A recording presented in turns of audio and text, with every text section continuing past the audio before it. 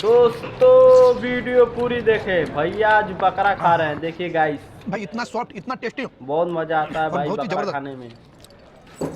भाई जब तक अपन मटन का रस्सा नहीं पीते ना, तब तक मजा नहीं आता है। ये देखिए पूरा प्लेट में भरा हुआ है मटन का रस्सा।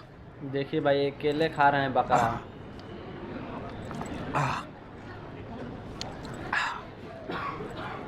वीडियो अच्छा लगा तो लाइक कर देना भाई, बहुत अच्छा वीडियो लगता है। जबरदस्त भाई, जबरदस्त मटन, जबरदस्त। क्या मटन बनाए भाई।